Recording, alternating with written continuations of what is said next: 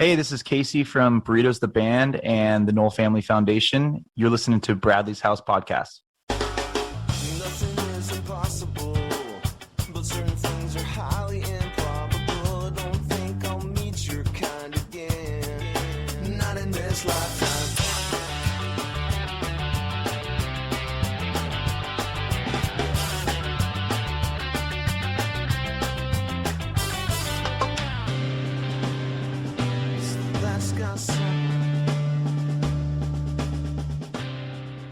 Hey guys, welcome. Come on in, grab a seat, make yourself at home as you should when you are a guest in Bradley's house. I am your co-host, Jarett Orr. She is the proud mother of a boy graduating from high school today, and our host, Ms. Kellie Noel. Kellie, how you doing today? I am fantastic. Thank you, Jarett. How are you doing? I'm amazing. Happy to be here. And once again, Kellie, you have lined up an amazing guest for us in Bradley's house. Who are we hanging out with today? Jarett, we are honored to have with us today a legendary drummer who's played with some incredibly influential bands, not the least of which is arguably the most iconic alt-rock band, Jane's Addiction. Please welcome Stephen Perkins to the show. Thanks for joining us, Stephen. Hi, how are you? Oh, it's a pleasure, and thanks for the introduction. When you think about music and what it does, it just goes out into the air and it disappears. But what it does to the listener, it hooks your heart. And what I love about music, you can sit and stare at a Picasso for hours, but you don't get 100,000 people jumping up and down to Picasso. You need a good song for that. And I'm happy that Jane's Addiction did influence and throw a rock into the ocean. And the ripples and the waves are still going somewhere. Yeah, that's powerful. Yeah, it's powerful stuff. I think a lot of times people who don't have that same response to music underestimate the power of it. And it's really something that can impact someone's life in such a powerful way. Absolutely. Jerry Garcia from the Grateful Dead, he said when he flew into Woodstock, you've never seen this many people together unless it's a battlefield. Only music can bring this kind of, you'll see soldiers march and you'll see, these huge invasions and it's organized. But when you see a show at Reading or at Glastonbury or of course, Woodstock, you see all these people together dancing and they're there for the same reason, to enjoy each other. And the music is the glue. The music is the lubrication. Yeah, absolutely. So true. I love that. That's really good. I have to start out by saying a good friend and one of our board members for the Knoll Family Foundation, Yasad Williams, who's the drummer from Pepper. I told him we were going to be talking with you. And he said, tell him I said, what's up? I guess you guys played the Steel Pulse tribute show to Grizzly together. That's right. What a night. And I always tell this to musicians when they talk about the feel of a drummer. You really recognize what it feels like when you sit in with an authentic reggae band. You test your feel. If you got good feel, well, you play with these guys, and then you can really find out. Because, punk rock and jazz and all the great rock and roll, it's got energy and it's got urgency. But reggae has got this rock steady hook. It's an anchor, and you cannot sway from it. You got to sit there. And I love doing that night. Absolutely. I bet that's good stuff. Now, tell me, you're a Los Angeles native, right? That's right. Born and raised, 1967, here in Los Angeles. Kind of rare these days to find someone who's born and raised there. Most are a lot of the musicians that I grew up with, when they stuck to it, they turned into what we know now as Tool and Rage and No Doubt. And as when Jane started, there was already Fishbone and Chili Peppers and X. And there's a lot of great musicians in the community and a lot of great artists, the filmmakers and photographers and writers. And it was bursting back then. It always is. You have to find it. Yeah, for sure. Great. It's competitive in LA, but there's so much to draw from. And of course, a lot of the people coming here to grab some of that energy, I think we have enough to share, absolutely. It's a big camp and everybody's got their own tent. But LA for me was like growing up in LA. I had the Venice drum circle every Sunday, and I was a bit shy. I always wouldn't join the drum circle, but I was so attracted to the sound and the smell, and what I thought was incense. Now we know is what is legal now.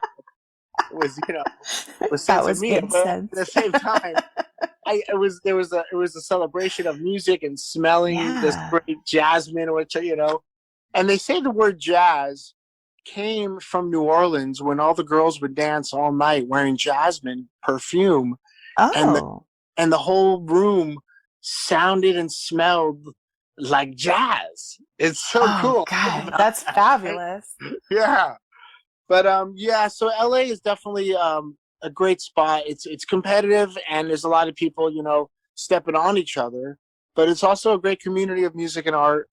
And I think there's room for everybody, as I said, to really push and pull each other along to reflect and mirror, our life and put it into music and into canvas, etc. Absolutely, yeah. LA can be a grind, but I think it's also very vibrant and soulful if you know where to look for it.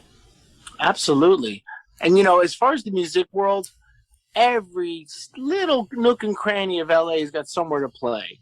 And you can do gigs. I mean, this, in a sense, I guess, BC before COVID, and then we're gonna have, we'll have AC after COVID. But there are so many gigs you can get your feet wet every night if you want to play somewhere, and that's what I love about LA. And also, as a professional musician, sure, you want to get paid, but it's not about the amount of money. It's not about the zeros. It's about having a gig on a Tuesday, and then, it's at a bowling alley. So what? You're playing. And then maybe Friday, you're playing a proper gig at the Roxy on the Strip. And maybe stay at, at a Venice barbecue, a beach party. But it's just a great place to play and have people enjoy music together, and good food and good laughs. And also it puts your talent on the line, your reputation. You're not saying, hey, check out my record I made in 1990. I'm so proud of it. Well, 30 years ago, what are you doing? Well, come see me Sunday. Come see me Sunday at the barbecue, and I'll show you what I'm up to now, what I sound like now. So it's a good way to keep your chops up and keep your reputation tight, watertight. Absolutely. When did you start playing drums, and when did you realize that you had something special? Well, at 8 years old, I see some photos around my parents' house. When they passed on, we were able to go through their drawers, and I found some photos. I never really remembered playing little bongos at 8, but I did get drumsticks and proper drum lessons at 11, and I played a drum pad. And I played pad and pillows. So I had to learn how to bounce. That was really the romance, is holding drumsticks and learning how to bounce off a surface. And I didn't have a snare drum, no bass drum, no pedals, cymbals. So there was this this internal love affair of bouncing off different surfaces and learning how to get speed and dynamics. And then when I finally got a snare drum, wow, it was loud, it was abrasive, it had friction, it broke silence in such a violent way. So I had to relearn how to be dynamic with this drum and be musical and not just a firecracker. Right. And then I got a drum set after my bar mitzvah. I took all my money. I made $2,800. My parents could save a little, so I took $2,200. I saved $500 out of it, and I went and bought a drum set. And that's the drum set I used on the first Jane's Addiction, both Jane's Addiction, the first 2 records, and everything I've done. But all my gigs as a youngster at the Troubadour and the Roxy at 15 and 16 was this one drum set. But there is different levels of my drumming. When I found, I guess, like you said, something special about the romance I had with the drum set was so personal, and I still have, especially in the last year. I had to do a lot of thinking. What am I going to do with this energy that I usually put on a stage and go nuts for? Right. So I've been practicing a lot on the snare drum, or what they call the rudiments, and that's what I started on when I was a kid. And there's this great historic thread of my favorite drummers, Buddy Rich, Gene Krupa, Chick Webb, Elvin Jones, jazz drummers. They all read from the same book that I'm reading from, the Rudiment book. So I have this feeling that I'm riding this wave of history, practicing the same exact rudiments. They could be boring, They might not be creative. They're not coming from my heart or reflecting my personality, but I'm practicing something that the greats told me this is what they started on. So the last 12 months, I've been kind of digging into the rudiments and getting a little more involved with the chops and what I said earlier, the bouncing off the surface and remembering what it feels like to really kind of microscope the striking of a drum. You know, the drummer comes into a room, it's quiet, and we break the silence almost with, like I say, with a violent act. You're not a piano player or a guitar player where you can brush the silence and then stroke it. It's not a gentle touch. You don't stroke it into like, you know, a sound. You can do it with brushes and mallets, but a drummer really comes in there and lays down a pocket, and you have to have confidence.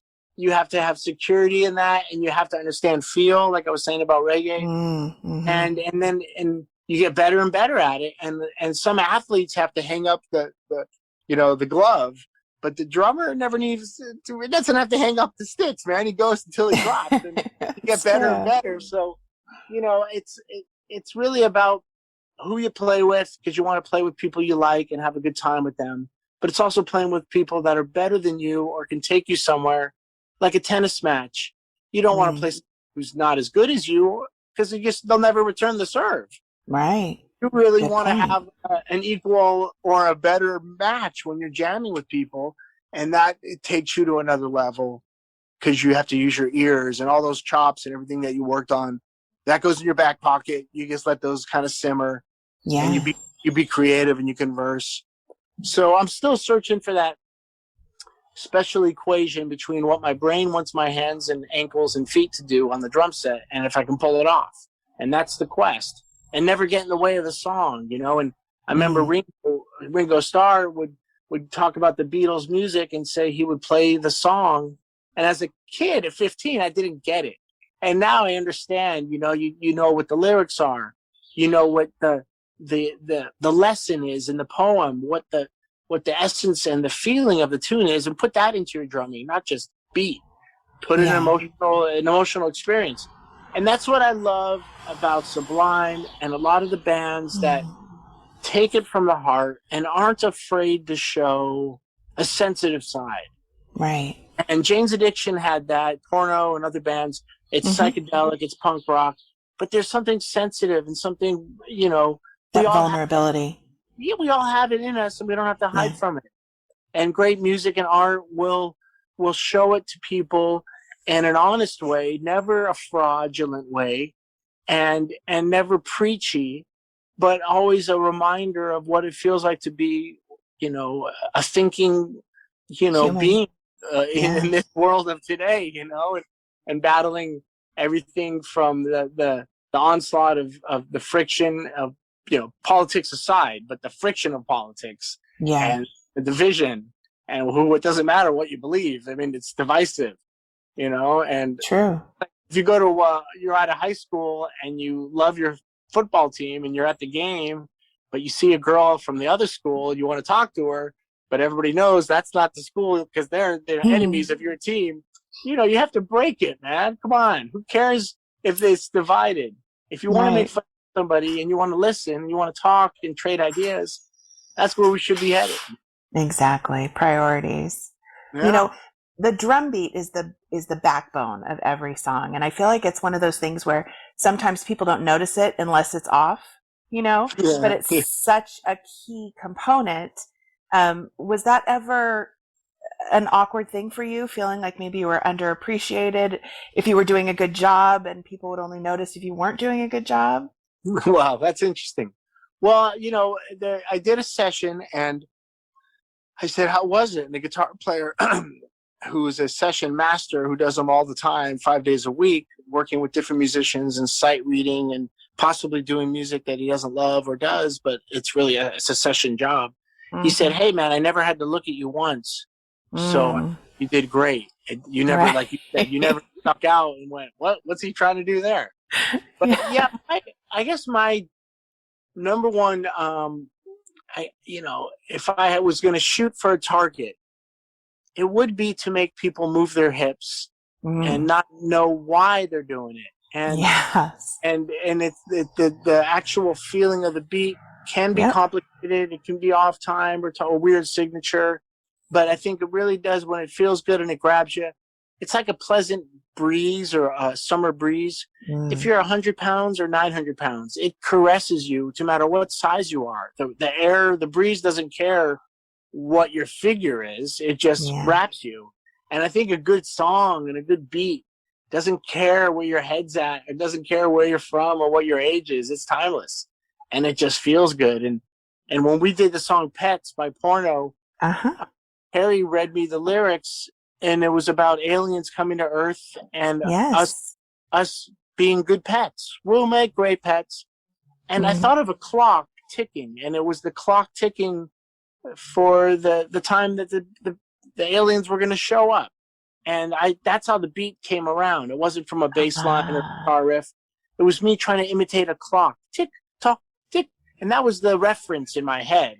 And, I just came up with this beat, but that's where it started. The poem and the clock, the countdown of when the aliens are coming. So to me, beats can come from most anywhere, inspired by a woodpecker or a poem, just kind of like let it seep into your arsenal, and hopefully people can catch the ride and it kind of surf your beat in a sense. Absolutely. God, that's beautiful. I love that analogy of the breeze. That's so perfect. That's exactly it. Yeah, that's great. It really is. And just so you know, Stephen, I'm a little younger. I'm 37, and I spoke to Peter about this as well, so I might as well put it out there and let you know how fucking traumatized I was by the song Pets, and that I literally laid in bed at night thinking like, this is going to fucking go down. The aliens are coming and we are going to be their pets. And like, this is going to be a thing. Now, the part to that is the reason why that song stuck out to me as a 10-year-old was because when Pets came out, my dad pointed it out to me on MTV and explained it to me. And he goes, these are the guys from that other video that you like, the ones that are shoplifting in the store, which was like my favorite video to this day on MTV. And as a kid, I remember watching that thinking, yeah, all these guys are going to jail. You can't go steal meat from the grocery store. What the fuck? What are they thinking right now? Yeah, and that was, you know what, man, I mean, those kind of exploration of art and visuals and audio and all that, when you put it together, it's so exciting that Jane's had the chance with the great Warner Brothers, who we had other offers with Geffen and Capitol, some really good labels. But Warner Brothers said, here, we want to show the world what it's like after hours in Los Angeles, late night, midnight on. Everybody knows what the Strip looks like with Motley and GNR and Poison. Mm-hmm. Everybody knows what, Ohio, different places of Georgia. We got REM. What is it like in the middle of the night in LA downtown? That's Jane's Addiction. And they were very cool. Let us do our artwork, our own videos, our own producing of the record. No one ever showed up to style the band or photograph the band in a certain way that would look like every other band they just did. And we had a lot of freedom. And I'm happy that kind of seeped into your world and other people. MTV, I have an 11-year-old son. I'm trying to explain to him that, FM radio before MTV was based solely on songs. And then MTV had the visual aspect. And you didn't have to have a great song if you had a great-looking video or a great-looking band. But I said Jane's Addiction and a few other bands had a chance to use this medium and make art, and it didn't have anything to do with the creation of the music. That stood alone. And then let's just go make a video that's kind of quirky, weird, fun, deep, dark, whatever you want to do. A Marilyn Manson video or a Van Halen video or whatever it is. Everyone was telling stories. Some were great, some were crappy, but it influenced 10-year-olds around the world. And I think that's really cool, because you weren't listening to FM radio, but you had MTV on. I mean, come on, it's there. Traumatized I was. I literally like pictured like me living in my dog's crate and like the aliens bringing me food and water. Like I had a whole plan. I was going to be a great pet. I was set up for it, but I just thought that you should know. And then every single time I went into the grocery store and I saw a woman with a moo-moo, I'm like, she's going to stick a fucking pineapple up there and walk out here with it. I know how this goes down. I saw it on TV. So yeah, well, we made sure in the video that no one was able to steal anything that was actually capable of stealing. I had a broom and a turkey. You're not getting away with those, you know. No. But and the funny thing is, the band. When you look at that, to me, it's friendship, and it's a good time. It's a postcard from my life, and that's what I love about, you know. I mean, there's something great about the Chili Peppers and Metallica and stuff. They've been around for 40 years. They don't stop. Jane's Addiction and Porno and other bands, we've had the ebb and flow. But we never want to fake it on stage. If we're not getting along, if we're not feeling lovely, let's not go do a tour for 6 weeks and take the money and run. Let's just do something else separately. So at least when you do see Jane's or Porno, it might not be as often as we like, but it's proper art. It's a voodoo art, you know, shaman ritual, because we don't do it often. It's like a sweat tent. You know, you want to do them, but you can't do them every day. You really can't. But there's an honesty to that, and I think people appreciate that. Yeah, Definitely appreciate it. So Jane's Addiction started the mid-'80s. How did that come about? You said right after high school, huh? That's right. So my high school sweetheart, her older brother was playing bass with Perry. And me and Navarro had a band. We were doing like metal shows in LA at the Troubadour and the Roxy and the Whiskey. And we were only 16, 17. Perry and Eric, 26 and 24. So they had 8, 9, 10 years on us. That's Eric Avery, right? But yeah, so Eric Avery's sister, Rebecca, was my girlfriend. So Rebecca's like, well, Eric and Perry are looking for a drummer. And I saw a great experience happen with a jam we did. I was like, I had a visualization of like, this is the most wild band if we had the right guitar player, my best friend, Dave. Right? And so there I was with Ed on guitar, and Dave and Eric Avery knew each other a little bit, but they didn't really know each other like I knew Dave. So I kept telling Eric, let's bring Dave along. I love Ed, but my best friend is Dave, and he's like me. He just wants to play. And in a sense, we have a lot of fireworks, and we're not showy, but we have a lot of chops. And Eric and Perry were into Joy Division and Bauhaus and Susie and Echo. And there wasn't as much flash in the playing of those type of bands, but very great songs.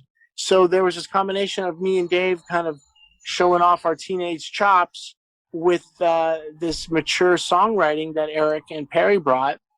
And so, after about a week or two of me jamming with the fellas, I kept talking about Navarro, brought Dave along, and then that moment was the sound that you know of Jane's Addiction. It happened that night, and it never really got any. I mean, the inspiration between the four of us, the chemistry, it never changed after that moment. It really fit at that section. The formula was there. There was the recipe. The cookies were baking. It felt right, and it was obvious, So we just kind of thought, let's make our own jewelry. Let's make our own T-shirts. Let's write our own songs, and let's book our own shows. So me and Dave were used to doing gigs at the Troubadour, the Roxy, and the Whiskey. With this band, we just rent out a warehouse downtown LA and party from midnight till 6 a.m.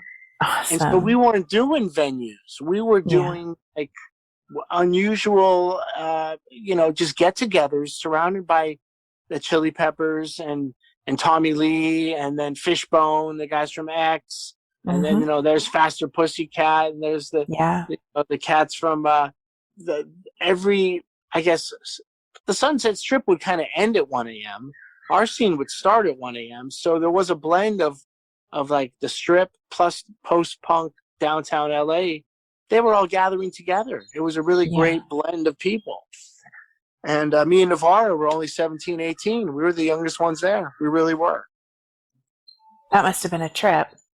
Yeah, it was awesome. And, to meet Anthony and Flea and Norwood and, Kendall and Angelo and all these, Mike Watt, all these great, the guy, of course, Jello Biafri and all these great punk rockers that really made an imprint. John Doe and Exene, they embraced us. They told me and Dave, we're welcome into the scene. And, if we need to shed our skin from high school and the strip, here's the place to do it. And let's see what happens. So they were very, I guess, in a sense, I felt, caressed by a bunch of great, unusual people. And as a young artist and musician, it was perfect timing. Great storm. Perfect storm. Very, very welcoming scene. I remember seeing Fishbone and the Mutts open for Adamant in like 85, I think. Wow. And my mind was blown with just the energy on stage. I'd been to a lot of shows, but I'd never seen anything quite like that. I mean, Fishbone has an amazing amount of energy. Right. And it was eye-opening for me. It was super eye-opening to see a whole nother side of, besides hip hop and all that kind of stuff. It was wonderful. I think a lot of people had that same reaction when that whole scene kind of started bursting. If you think about the specials and Fishbone, of Minutemen, Chili Peppers, there was an influence of that funk that started influxing into Jane's first songwriting sessions. And we had Pigs and Zen and Idiot's Rule and Had a Dad. We had this funk to us. And then we started embracing more of our song exploration, 3 Days and Ted, Then She Did, songs that would go for 6, 8, 10 minutes. Yeah. But the very beginning of the band, there was this influence by all this great LA funk that was coming out, that we were kind of grabbing a hold of it too. It really seasoned the music that in a special way, I think, as well. The visuals in LA too, people are flamboyant and they like to show off like peacocks, and that was always great to be around. You know what I mean? It was great to dress up, and no one was trying to be Poison or Motley, but we were happy to see that happen. Like the New York Dolls kind of Kiss, New York Dolls, Elton John influence. But there was just a great embrace. Everybody was embracing, a visual and a look. And I think about with Jane's Addiction, if you had a Cure poster and a Metallica poster, you could be a Jane's Addiction fan. Right. we were somewhere between all that. Which was a great bridge. Yeah, it was a great place to be. And in 87, our agent, Mark Geiger, got us 40 nights with Iggy, opening for Iggy. Oh, wow. And it was a great punk rock audience to go around the country and introduce Jane's Addiction to.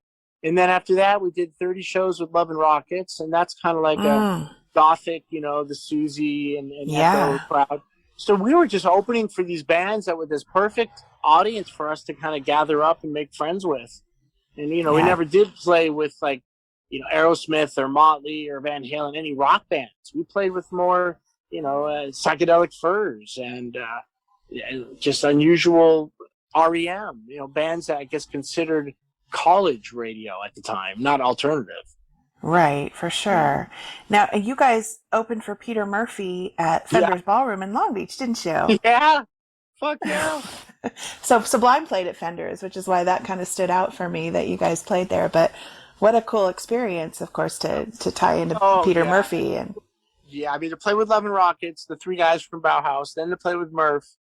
And I ended up getting married at the drummer's house, Kevin, and me and Kevin are very close. Awesome. And Kevin's had a soccer Sunday, and I go and I'm playing soccer with Bauhaus. There's Peter Murphy coming at me with a shorts. No. There's Danny Ash, like, pass the ball. These are my goth heroes who are out there like putting like sunscreen on each other's forehead. But that's awesome. it was really to open up for Murph and have that like those, like I say, those influential and such mysterious musicians as a youngster, look at Bauhaus or Joy Division or Echo or Susie. They're not from this world. Right. And not even England. They're not from England. They're from another universe. They are, yeah. And kind of the roots of Bowie and the roots of some of the great, I guess in a sense, theater, in Cabaret meets rock and roll, Liza Minnelli, or who knows where it all kind of forms. But, Rocky Horror Picture Show really kind of started Yes. too. I But agree, yeah. it was great to be a young LA Sherman Oaks and Westwood kid and hanging out with Bauhaus playing soccer. That's something I'll never forget, let me tell you. That's classic. That's classic. Yeah, really So, cool. anytime there's a band, obviously you have a group of super creative people that are all trying to get along. How difficult was that with Jane's Addiction? Because every single one of you guys are so talented in your own right, such amazing artists in your own right, trying to make that mesh together. What was that like? Well, in the beginning, it was very simple. It was a lot of, taking the time to microscope every moment of each song and each syllable, and then taking a break and going on a walk on Santa Monica Boulevard, grab some tacos, go back and do it again. That kind of bonding is hard to find, that kind of mending. And it really, of course, there was just, a lot of conversations on what we were after. And you have to have those hangouts too. It just doesn't happen in the room without the conversation. What's the goal? What's the purpose? What's the idea of each song? The vision. Yeah. And you know what? It was never really about finding people to like it. It was just about doing it to the best of our ability. And I remember one of our early flyers was a collection of bad reviews, and we found all these reviews. They're terrible. Can't play. My Love God. that. Oh my God.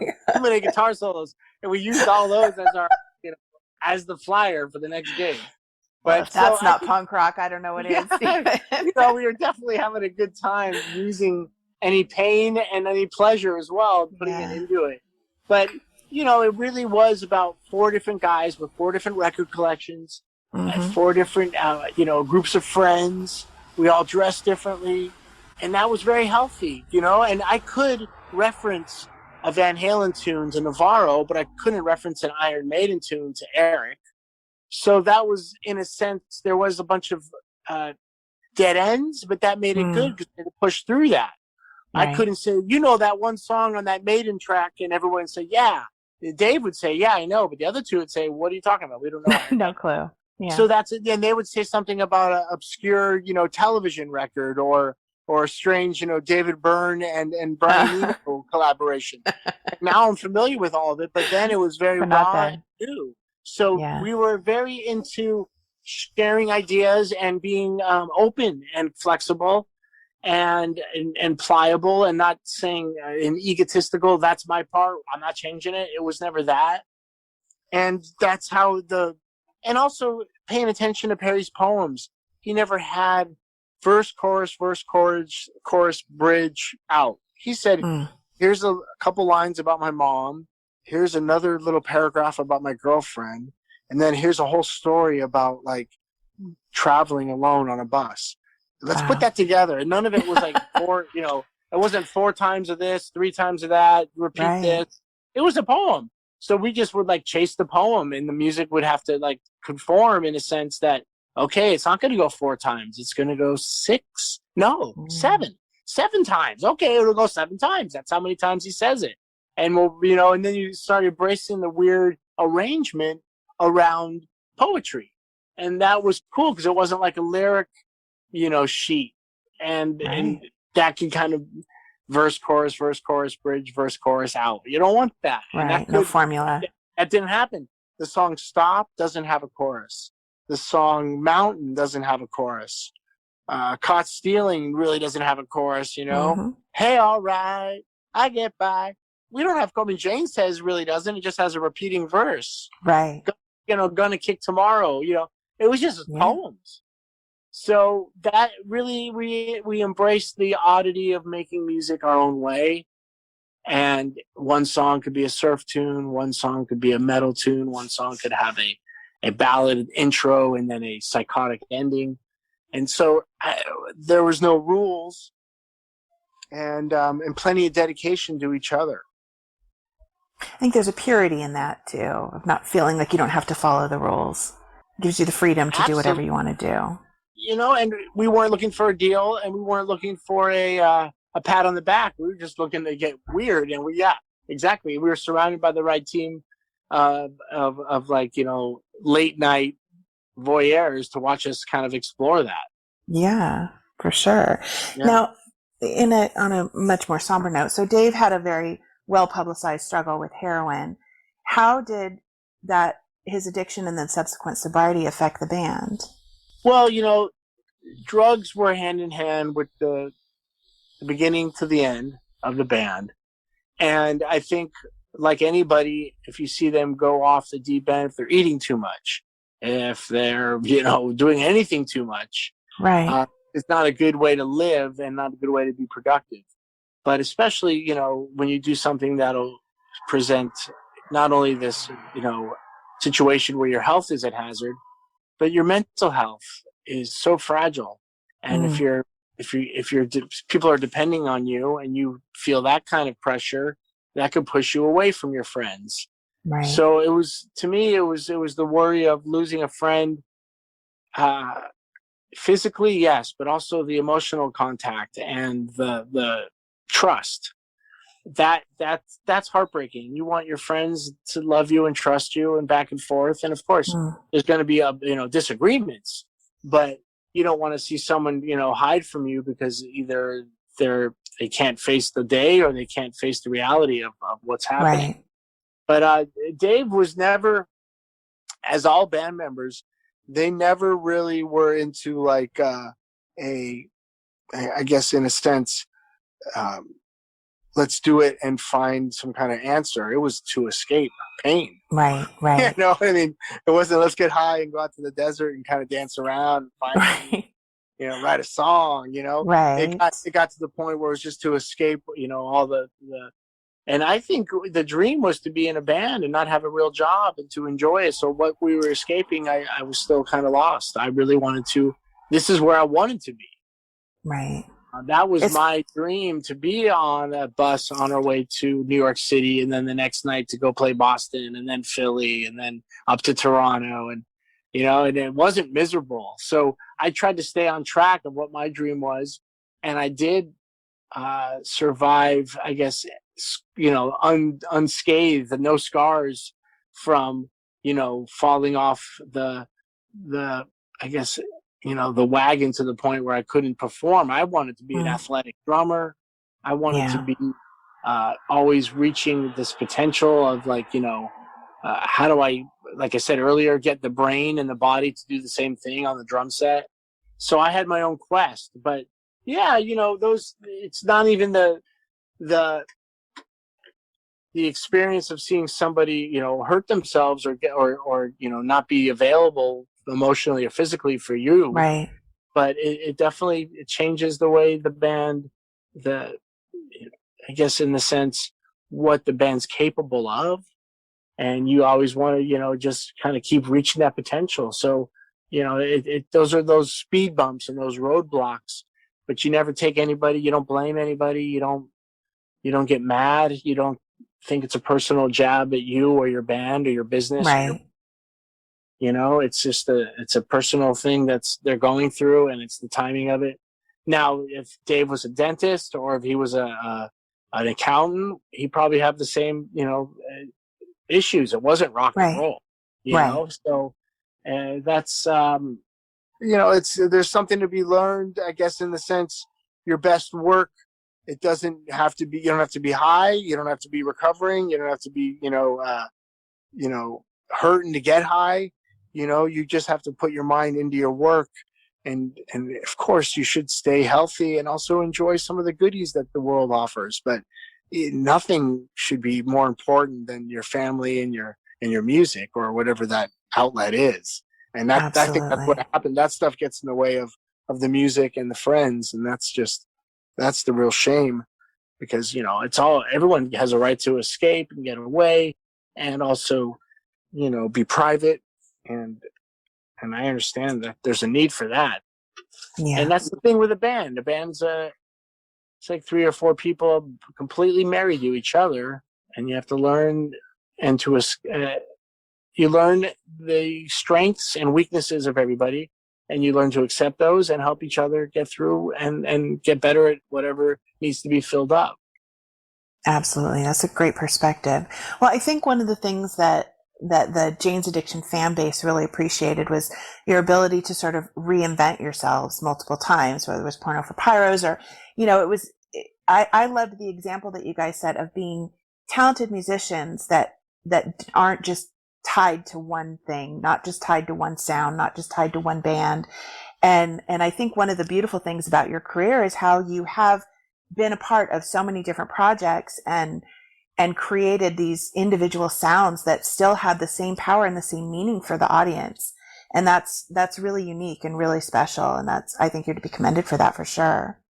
Well, thank you. I mean, my job is always to kind of stimulate the musicians I'm playing with and vice versa. And I'm always looking for this hook where people can rely on this drum part that's this blueprint that feels good, that's memorable, that's lyrical, it's a musical drum part. And it is hard to be a musical drummer. I mean, like I said, it's like you have to escape the firecracker. It's just crack, snap, but it's not really what you play. It's what you don't play. It's the silence in between, the striking that adds the feel and the tension. And I always think about Tarzan letting go of one vine, flying through the air and grabbing another, and then swaying and swinging. That's what that's what the pocket is like. Yeah. You let go of the vine and you're in the air and there's another one and it's a cliffhanger. It's always a cliffhanger. When are you gonna grab the vine? And you grab it and you move on. And so drumming has that sense, almost like a yo-yo. You can throw it down, bring it up as quickly or slowly as possible. So there's this great elastic experience you have as a drummer, and it has a lot to do with and I guess in a sense of what Einstein was saying, if you think about how is time bendable and pliable and what makes it move forward, or is it still, or does past and memory exist? And with drumming, you can only be in the moment. There is no behind you or in front of you. It's like dancing. You're not thinking about the end of the song. You're dancing in the moment. And so drumming really brings the sense of life to me. And I feel like if you're not laughing or making love with your partner or making music, those are the moments that you're dying if you're not doing those things. Your body's aging. But when you're making music or making love or eating a meal with your friend and smiling, you're not aging at that moment. You're just living. And I'm always trying to just find the spot where I'm living and not aging. And that's what I try to put in the feeling of my drum parts. And I'm alive, I'm present, I'm aware, I'm alert. If you put a hot match on your finger for 10 seconds, it's going to take a long time. But if you're kissing somebody for 10 seconds, it goes by quick. Right. It's the same 10 seconds. So it's what you do with your time. So it's like, what does the drummer do with his time behind the beat? It makes it feel good. It's that burn or it's the kiss. I want to kiss him, That's the better of the two. So, and hopefully that kiss doesn't lead to a burn. right. Yeah, thank you. So but there is something great about listening to Slayer or Metallica. You start doing things faster. And if you listen to Mozart, Beethoven, you start slowing down your heart rate. And and so music just, it really is the soundtrack of what you do. And I'm ultra aware of cars and jets and birds and crickets around me. And I hear sounds and rhythms. And my wife is a photographer. She sees light and shadow. I'll walk by something and she'll be like, whoa, do you see that? And she'll point something out. No. And I'll say, wait, did you hear that? And she's like, no, I didn't hear that. Oh, so because I hear it, she sees it, It's that's awesome. But we're in the same place at the same time, Right, right. And probably feeling similar things. The rhythm. What's that? Feeling similar things, but in a different way. You're feeling it through the sound. She's feeling it through the sight. Yeah, and I always wanted to be a drummer that stood out, but never, like I said, like Ringo said, never step on the tune, play the song. Right. But stand out as a drummer that's like the Police. I mean, the drummer Stuart Copeland, without him, they're good songs. But with him, they're urgent. They're frantic. They're unpredictable. There's an urgency, you know, and it's SOS and Roxanne are like Caribbean, almost Jamaican, you know, melodies. Yeah. If they're playing on a ukulele, it's cool. But with him on drums, man, it's on fire, you know. I get it. So what are you working on now? What are some of the projects you've got going now? Well, that's a good question. So, Jane's Addiction's got shows in September. Can't wait. Porno for Pyros is talking about kind of turning the key as well and getting started. I've got a band that's called Think Floyd, where we do strictly Pink Floyd music, and I have the bass player from Fishbone, Norwood, the guitar player from Kid Rock, Kenny Olson, and this young kid who plays guitar, Derek Day. So that's Think Floyd. And then I've got a punk rock band with Mike Watt and Pete DiStefano. We do strictly Stooges. That's Hellride. Nice. Yeah. And then I'm playing with the bass player from The Strokes. So we have a band called Summer Moon. Awesome. And so not much going on then. I got something going on. Then I got the 11-year-old, and summer starts in 2 weeks. So now I got the 11. Have a summertime party. Nice. And this is some great news. Hoping to launch before the year's done. Perkins Palace Records. I've got a label coming together, and my first band hasn't signed yet, but they're really cool, badass band. I'm so excited. So as soon as everything comes together with Perkins Palace Records, I'll have a label, a launch party, and a great band, and that should be happening in the next 4 to 6 weeks as far as getting everything in place before the launch. So that's spectacular. Congratulations. That's a lot. You've been busy during COVID. I really have, you know, I mean, I haven't played any gigs, yes, but I've got the same amount of bubbly energy. I got to put it somewhere. And the wife is like, go in the drum room, bring your computer, and start, you know, either playing the drums or finding ways to do creative things with your ideas. And then you have to. I'm doing it. So thank you for asking. Yeah, I think that's one of the beautiful things that's come out of this whole pandemic is it's forced people to have to shift their way of thinking and shift their outlets and find new ways of doing things that maybe wouldn't have otherwise had to happen. And so I think that's a really incredible thing. I think we're going to see a lot of interesting things come out of the art world, whether, you know, it's music or photography or whatever. I mean, there's so much that's going to come out of that. Yeah. No, absolutely. I mean, and I kind of reference in the 50s rock and roll with Chuck Berry and Jerry Lee Lewis, of course, Elvis, Little Richard. It was a good time. It was dancing. It was taking your girl out for a drive. And it was post WW2 in America where people had Cadillacs and washing machines. But in England during that time, they were still living in WW2 post rubble. Right. And then what you got out of England was Cream and Zeppelin and Sabbath, and you know, because they were still dealing with a dark world.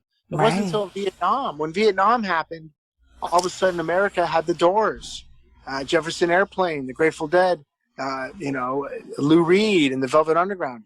We were losing people, and the music changed. And that's what COVID's going to do. COVID's going to change the music, the art, and it doesn't make it better or worse, but it is going to make it more thoughtful and I think a deeper experience for the listener and viewer. Absolutely.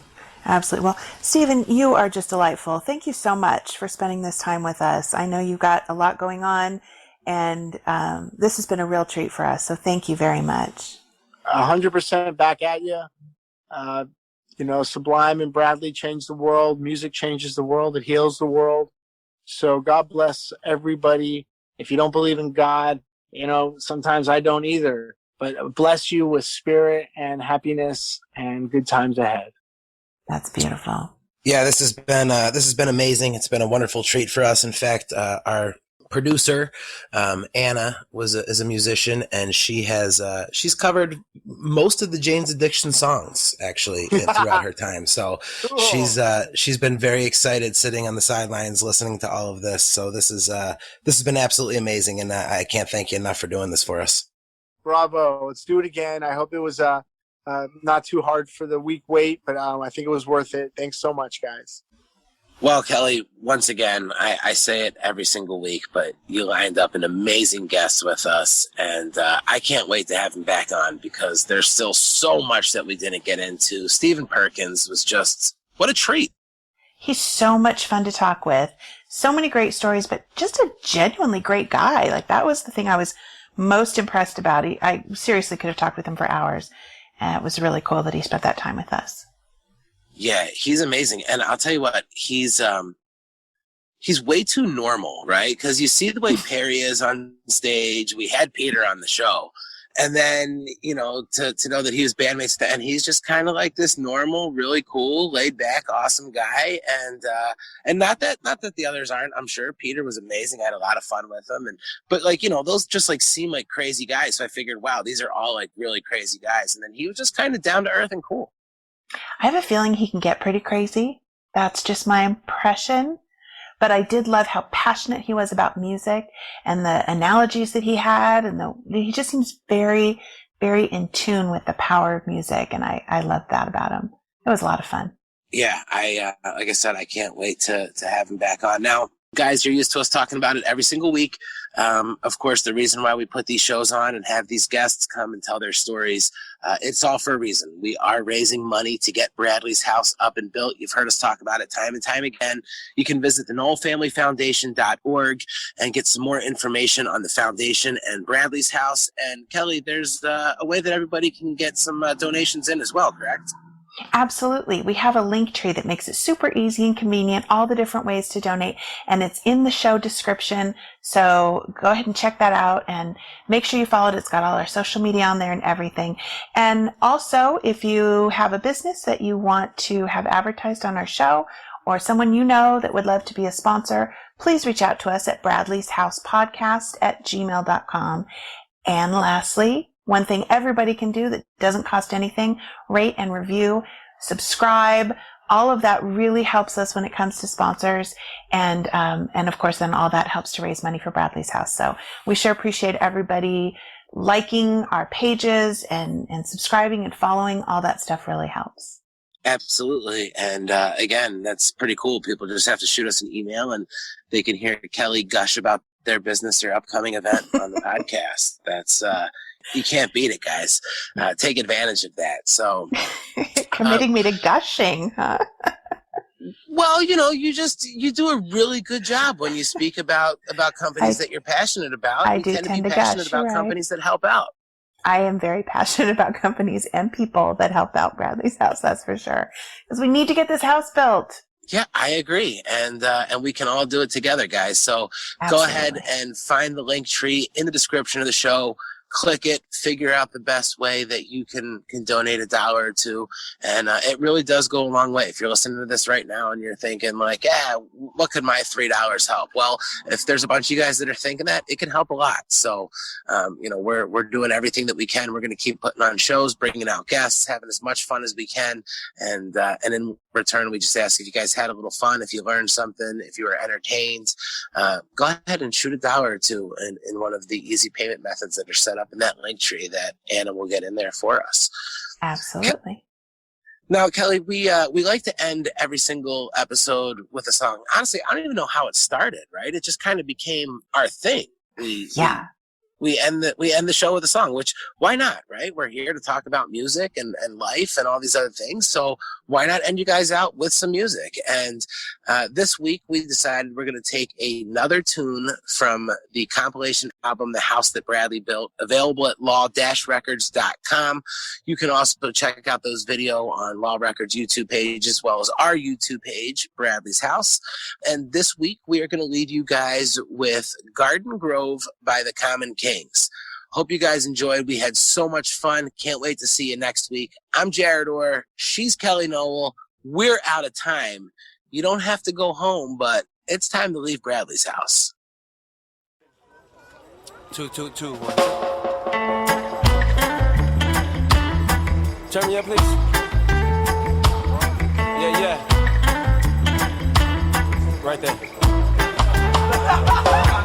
We took this trip to Garden Grove. Smell like Blue Dog inside the van.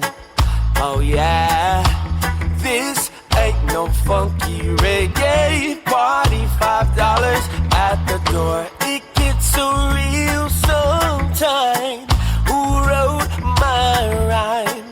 I've got the microwave, got the VCR.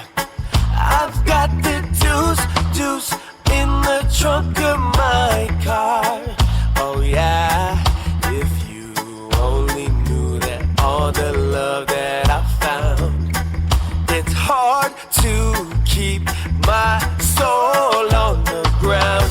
You're a fool, don't fuck around with my dog. All that I can see I steal. I fill up my garage, 'cause in my mind, music from Jamaica, all the love that I found. All over, there's a reason why my soul is unsound. It's you, it's that shit stuck under my shoe. It's that smell inside the fan. It's my bed sheet covered with sand. Sitting through a shitty bed. Getting dog shit on my hand. Getting hassled by the man. Waking up to an alarm. Sticking needles in your arm. Picking up trash on the freeway. Feeling depressed every day. Leaving without making a sound. Picking my dog up at the pound. Living in a tweaker pad. Getting yelled at by my dad. Saying I'm happy when I'm not. Finding roaches in a pot. Oh, all these things I do, yeah, they're waiting for you. Hey. Much love to the No family. Rest in